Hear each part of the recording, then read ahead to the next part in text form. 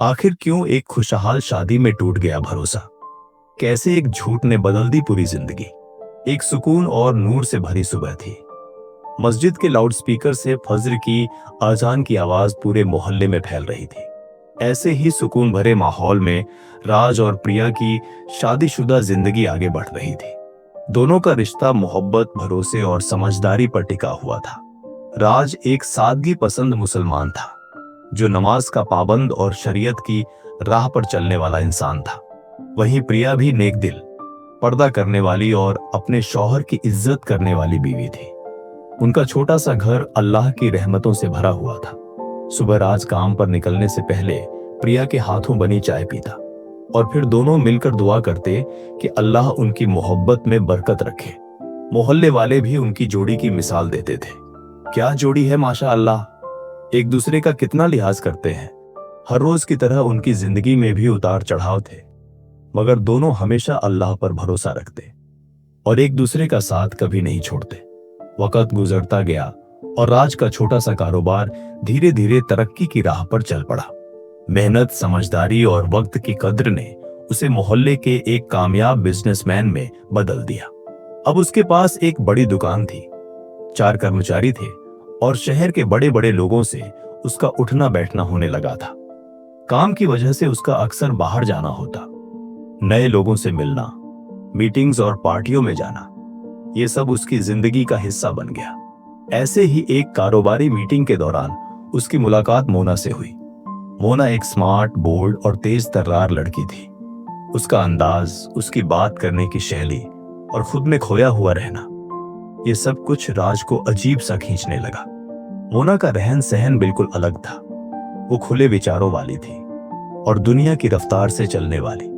राज शादीशुदा होने के नाते पहले तो थोड़ा झिझका, मगर मोना की बातचीत और उसके अंदाज ने उसे धीरे धीरे अपनी तरफ मायल कर ही लिया। हालांकि वो अब भी अपने घर लौटता तो प्रिया उसी तरह इंतजार करती। मुस्कुराती हुई चाय लेकर सामने आती और पूछती, थक गए होंगे, खाना लगा दूं? मगर राज की आंखों और दिल में अब एक अजीब सी दूरी पनपने लगी थी, जिसे शायद वो खुद भी समझ नहीं पा रहा था। मोना ने शुरू से ही राज के साथ एक खास लगाव जताया था। उसकी मुस्कान, उसकी तारीफें और वो नजाकत से भरी बातें राज को धीरे धीरे अपनी गिरफ्त में लेने लगी। शुरू में राज इसे महज एक दोस्ती समझता रहा, मगर मोना की बातों में जो मिठास और अंदाज था, उसने राज के दिल के दरवाजे पर दस्तक देना शुरू कर दिया।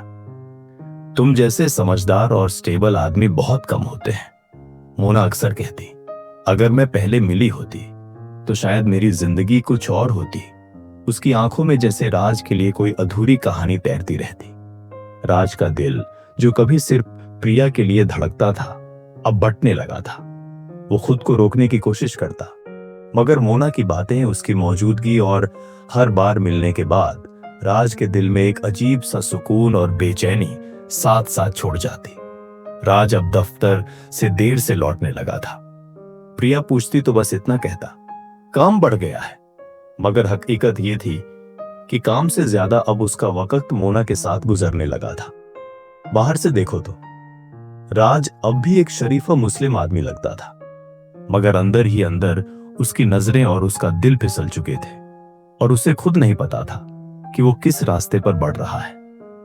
मोना का असर अब राज की सोच और फैसलों पर साफ दिखाई देने लगा था। धीरे धीरे वो इस कदर उसकी मोहब्बत में डूब गया कि उसे अपनी पहली बीवी प्रिया की मौजूदगी भी बोझ जैसी लगने लगी। एक दिन मोना ने सीधी बात कह दी, राज, अगर तुम्हें वाकई मुझसे मोहब्बत है तो हमारे रिश्ते को नाम दो, वरना मैं पीछे हट जाऊंगी। राज उस वक्त दिल और नफ्स की लड़ाई में बुरी तरह उलझा हुआ था। अपने जज्बातों में बहकर और मोना को खोने के डर से उसने एक फैसला ले लिया।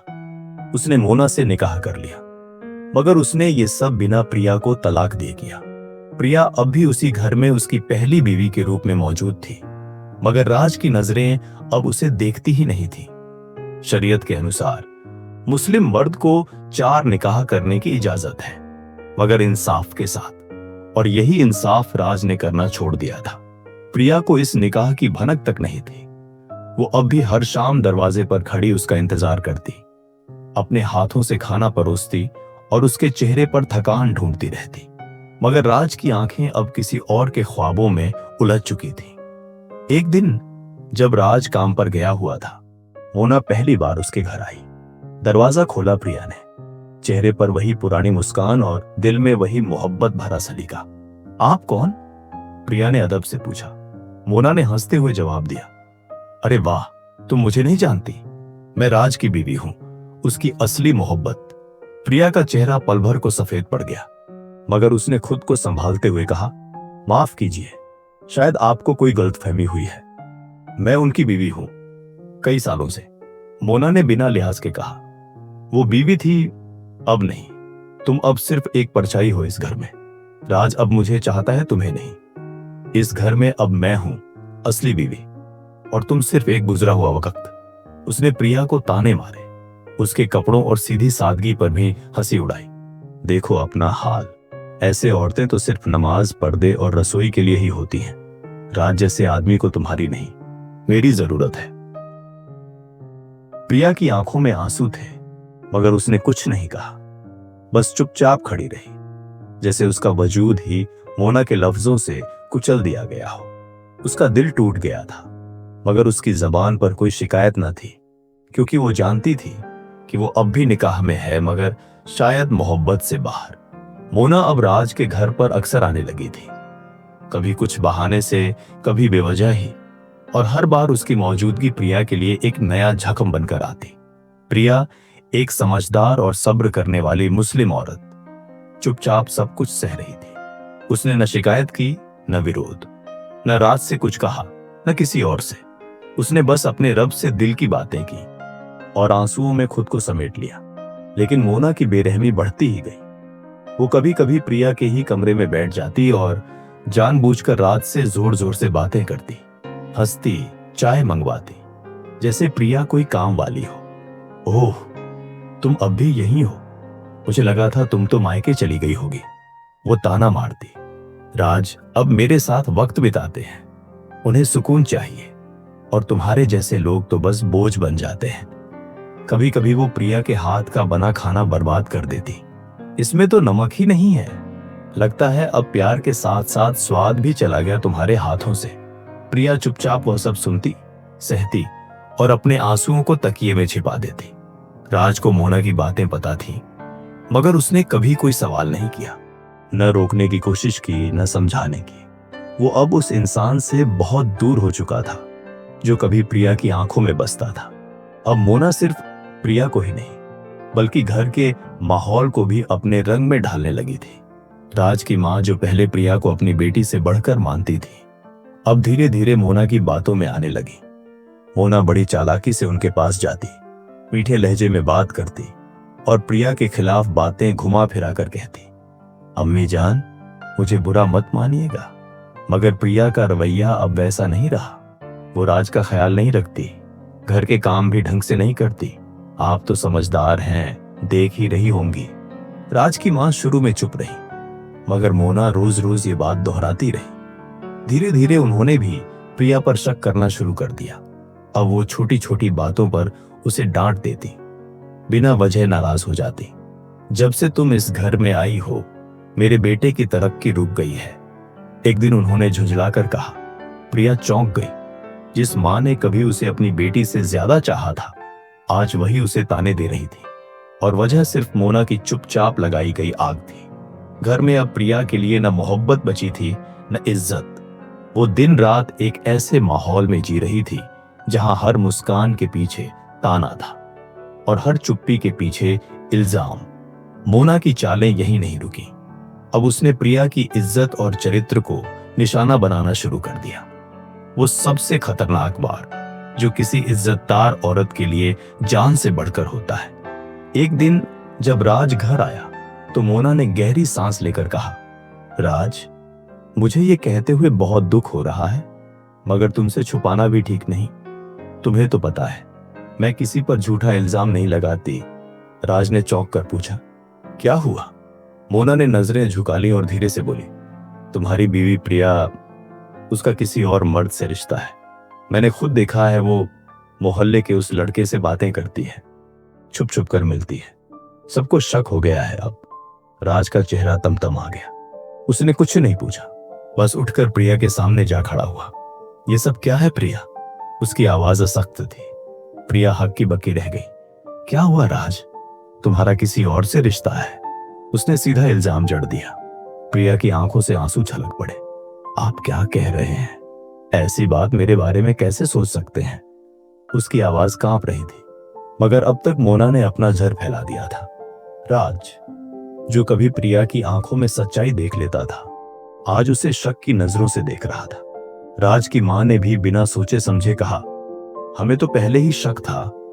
ऐसी चुप औरतें ही अक्सर ये सब करती हैं।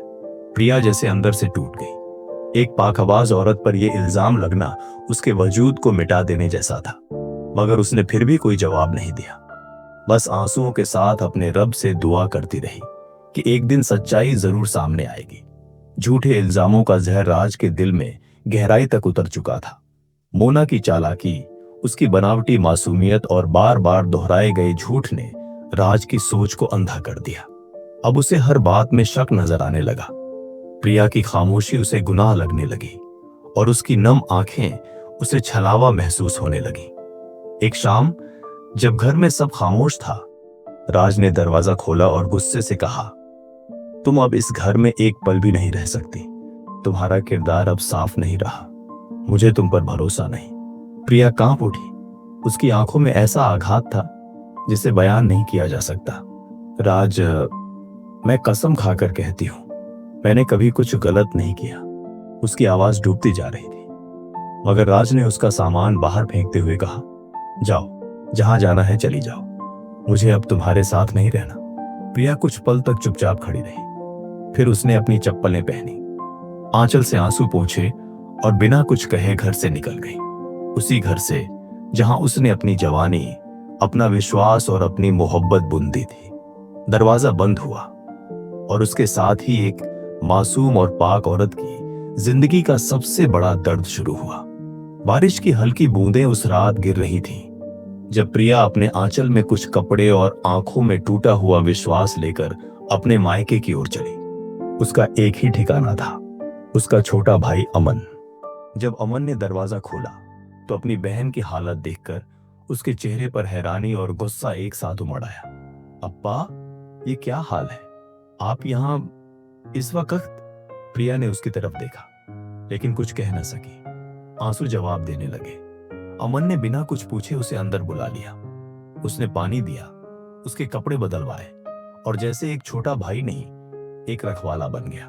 थोड़ी देर बाद जब प्रिया ने हिम्मत करके उसे सब बताया, राज की बेवफाई, मोना का जुल्म और अंत में घर से निकालने का वो मंजर, तो अमन की आंखों में आग जल उठी।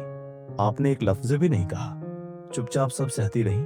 प्रिया ने बस इतना कहा, मैंने कभी सोचा नहीं था कि जिस घर को मैंने सजाया वही घर मुझे छोड़ देगा। अमन ने उसका सिर अपने कंधे पर रखा और कहा, अब आप अकेली नहीं हैं अब्बा, अब ये घर आपका है। अल्लाह इंसाफ करता है और एक दिन सच्चाई जरूर सामने आएगी। कुछ दिन गुजर गए। प्रिया अब भी अपने भाई अमन के घर में रह रही थी, खामोश, टूटी हुई, मगर अब उतनी कमजोर नहीं। एक रात अमन ने कहा, अप्पा, अगर आप कहें तो क्या हम मोना की सच्चाई सामने ला सकते हैं? कोई औरत बेगुनाह होकर ऐसे जुल्म सहे, ये मैं नहीं देख सकता। प्रिया ने पहले तो कुछ नहीं कहा, लेकिन फिर उसने धीरे से सिर हिलाया। अगर मेरी चुप्पी किसी और औरत के साथ भी ऐसा होने दे तो वो भी गुनाह है। अब वक्त है कि सच्चाई सामने आए। इसके बाद अमन ने अपने दोस्तों की मदद ली, कुछ पुराने जानकारों से संपर्क किया। प्रिया और अमन ने मिलकर मोना के अतीत की तह तक जाने की ठानी।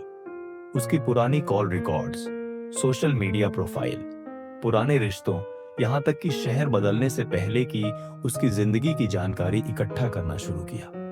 जल्द ही कई चौंकाने वाले तथ्य सामने आने लगे। मोना पहले भी कई अमीर मर्दों को अपने जाल में फंसा चुकी थी। कुछ से पैसा लूटा तो किसी के घर को तोड़ा।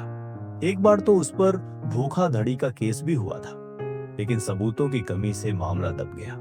प्रिया और अमन अब जान चुके थे कि मोना सिर्फ एक औरत नहीं, बल्कि एक शिकारी है जो भोलेपन का मुखौटा पहनकर घर उजाड़ती है। अब उनका इरादा पक्का हो चुका था। सच्चाई को सामने लाना है, इंसाफ के लिए नहीं, बल्कि अपने आत्मसम्मान और हर उस औरत की हिफाजत के लिए जो बेवजह इल्जामों का शिकार बनती है। एक दिन अमन ने कुछ ऑडियो और वीडियो रिकॉर्डिंग्स इकट्ठी की, जिनमें मोना एक पुराने जानकार से बात कर रही थी। वो कह रही थी, राज भी बाकियों की तरह ही निकला, जल्दी ही इस घर और जायदाद पर भी मेरा हक हो जाएगा। इन रिकॉर्डिंग्स में उसकी असली सोच और मंसूबे साफ थे। अमन ने ये सबूत एक भरोसेमंद जरिए से राज तक पहुंचा दिए। साथ ही एक पुराना पड़ोसी भी सामने आया, जिसने बताया कि मोना पहले भी एक शादीशुदा मर्द को फंसाकर उसका घर तबाह कर चुकी है। राज ने जब ये सब देखा सुना तो उसका चेहरा पीला पड़ गया। उसे यकीन नहीं हुआ कि जिस औरत पर उसने प्रिया जैसा रिश्ता कुर्बान कर दिया, वो महज एक धोखेबाज थी। उसकी दुनिया जैसे थम गई। अब वो सिर्फ एक सवाल में उलझ गया था, मैंने क्या कर डाला? सारे सबूत देखने के बाद राज का सिर शर्म से झुक गया। वो घंटों तक कमरे में बैठा रहा, कुछ सोचता रहा। उसकी आंखों के सामने प्रिया का मासूम चेहरा घूमता रहा। वो दर्द, वो चुप्पी और उसका अपना इल्जाम। उसे अब समझ आया कि कैसे उसने एक पाकर औरत को मोना जैसे धोखेबाज इंसान की वजह से खो दिया। अगली सुबह वो सीधे अमन के घर पहुंचा। दरवाजा खुला तो सामने प्रिया थी, वही शांत चेहरा, मगर अब पहले से ज्यादा मजबूत नजर आ रहा था। राज ने बिना एक शब्द बोले उसके सामने सिर झुका दिया। माफ कर दो प्रिया, उसकी आवाज टूटी हुई थी। मैंने तुम्हें पहचाना ही नहीं। औरों की बातों में आकर तुम्हारी इज्जत, तुम्हारे प्यार और तुम्हारे विश्वास को कुचल दिया। प्रिया कुछ पल तक चुप रही, फिर उसने गहरी नजरों से राज की तरफ देखा। राज ने प्रिया से माफी मांगने के बाद सबसे पहले एक और जरूरी काम किया, इंसाफ। उसने सारे सबूत, ऑडियो रिकॉर्डिंग्स, वीडियो क्लिप्स और गवाहों के बयान पुलिस को सौंप दिए। अमन ने भी पूरी रिपोर्ट तैयार करने में मदद की। जांच के बाद मोना पर धोखाधड़ी, साजिश और झूठे आरोप लगाने जैसी धाराओं में केस दर्ज किया गया। एक दिन पुलिस उसके घर पहुंची और मोना को गिरफ्तार कर लिया गया। भीड़ जमा हो गई और जब उसे हथकड़ियों में ले जाया जा रहा था तो उसकी आंखों में वो नकली मासूमियत गायब हो चुकी थी। अब वहां सिर्फ घबराहट और शिकस्त थी। मोना की गिरफ्तारी के बाद राज और प्रिया के बीच का फासला धीरे धीरे मिटने लगा। राज ने अपने सारे गलतफहमियों को दिल से दूर किया और प्रिया को अपने दिल की गहराइयों से माफ किया। प्रिया भी अब राज के प्रति अपना दिल खोलने लगी। दोनों ने मिलकर अपने टूटे रिश्ते को फिर से जोड़ा। अब घर में फिर से सुकून और मोहब्बत की लहर दौड़ने लगी। राज ने दिल से प्रण किया कि अब वह कभी भी प्रिया को अकेला नहीं छोड़ेंगे और दोनों ने साथ मिलकर एक नई जिंदगी शुरू की। राज और प्रिया की कहानी ने हमें यह सिखाया कि सच्चाई और भरोसे से बनी मोहब्बत ही हमेशा टिकती है और जो केवल दिखावे और छल से बनती है वह अंततः टूट जाती है।